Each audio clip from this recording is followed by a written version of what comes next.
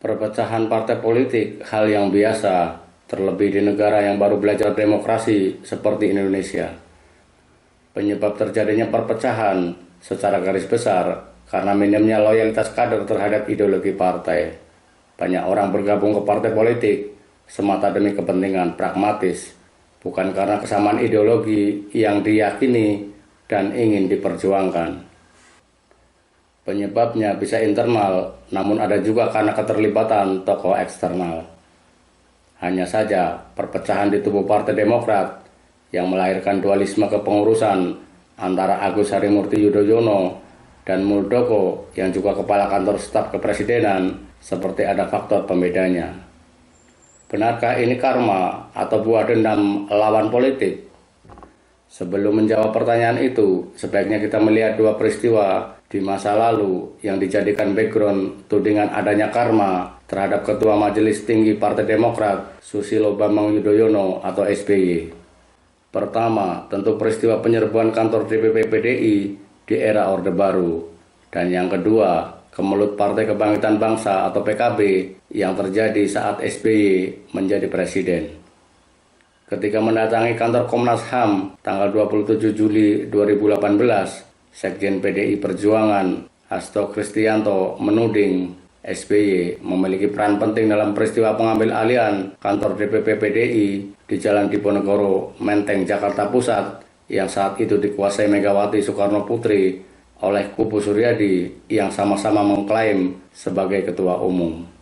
Peristiwa yang terjadi pada tanggal 27 Juli 1996 itu akhirnya menyulut bentrok dan saat ini dikenal sebagai kuda tuli atau kerusuhan 27 Juli. Menurut Hasto, pihaknya mencatat sejumlah temuan dugaan pelanggaran HAM yang dilakukan SBY. Catatan itu didapat dari dokumen kesimpulan subtim internal bentukan PDIP. Disebutkan terdapat serangkaian pertemuan khusus untuk merencanakan serangan ke kantor PDI.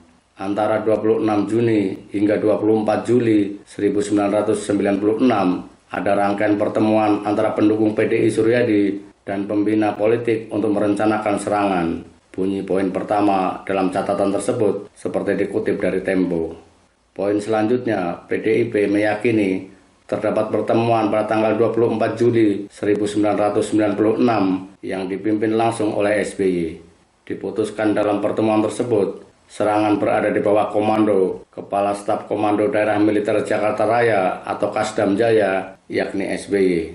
PDIP pernah menyeru agar SBY mengungkap secara gamblang peristiwa di balik serangan ke kantor PDI yang diduga kuat melibatkan preman dan ABRI. Pada tahun 2000, SBY pernah menanggapi rumor tersebut. SBY menolak keras tudingan itu karena posisinya hanya Kasdam di bawah Sutioso yang saat itu menjadi Pangdam. Namun gesekan SBY dengan PDIP kembali terjadi menjelang pemilu 2004. Diam-diam SBY menyokong pendirian Partai Demokrat. SBY kemudian mundur dari jabatan Menko Polkam Kabinet Megawati setelah sempat terjadi perang statement di media. SBY menggunakan Partai Demokrat untuk maju dalam Pilpres 2004 menghadapi Megawati dan menang secara meyakinkan. Keduanya kembali bertemu di Pilpres 2009 dan lagi-lagi SBY unggul. Hubungan SBY dan Megawati tidak pernah akur lagi sejak 2004. Meski sempat beberapa kali bertemu, terutama saat SBY menjadi presiden, namun hal itu tidak bisa memulihkan hubungan pribadinya. Terlebih dalam dua gelaran Pilpres terakhir, Partai Demokrat memilih jalan berseberangan dengan calon yang diusung PDIP. SBY memilih berada di luar istana saat PDIP menjadi partai penguasa. Peristiwa kedua yang dikaitkan dengan karma SBY adalah rebutan PKB antara Yeni Wahid dengan Muhaimin Iskandar yang terjadi di tahun 2008. Perseteruan diawali setelah Muktamar PKB di Semarang pada tahun 2005 memilih Muhaimin Iskandar sebagai ketua umum, sedangkan Abdurrahman Wahid atau Gus Dur menjadi ketua Dewan Suro. Caimin merupakan keponakan Gus Dur. Menjelang pemilu 2009, terjadi kekisruhan ketika Gus Dur memecat Muhaimin karena merapat ke pemerintahan SBY. Caimin dan para pendukungnya mengajukan gugatan terhadap Gus Dur ke Pengadilan Negeri Jakarta Selatan. Isu muktamar luar biasa atau MLB PKB mulai mengemuka. Ternyata benar, Hanya saja kedua belah pihak menggelar muktamar sendiri-sendiri. Kubu Gus Dur menggelar muktamar di Parung, Bogor pada tanggal 30 April 2008. Selang sehari, Muhaimin melaksanakan muktamar di Hotel Mercure, Ancol, Jakarta.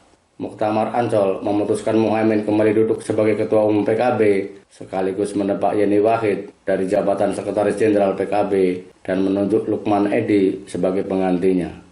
Posisi Gus Dur sebagai Ketua Dewan Suro juga digusur digantikan oleh Kiai Haji Aziz Mansur. Putusan pengadilan semakin menguatkan penguasaan kubu Muhaimin atas PKB. Gus Dur memilih diam dan perlahan tetapi pasti mulai meninggalkan kancah politik hingga akhir hayatnya. Ada yang menuding kemenangan Muhaimin tidak terlepas dari andil SBY selaku presiden. Terlebih saat itu, PKB Muhaimin selalu mendukung SBY. Usai Pilpres 2009, Muhaimin pun diangkat menjadi Menteri Tenaga Kerja dan Transmigrasi Kabinet SBY Budiono. Nah, dalam dua peristiwa itu, apakah SBY terbukti memiliki andil? Secara de jure tidak ada bukti. Namun secara politik, sulit menghilangkan aroma keterlibatan, minimal support moral terhadap dua peristiwa itu. Dengan demikian, tudingan adanya karma benar secara politik, namun tidak secara hukum, karena belum ada satupun putusan pengadilan yang menyebutkan SBY terlibat dalam dua peristiwa itu.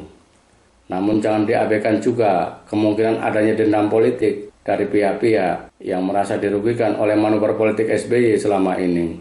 Juga kemungkinan aksi Muldoko dan sejumlah kader maupun mantan kader Demokrat murni hanya untuk kepentingan 2024.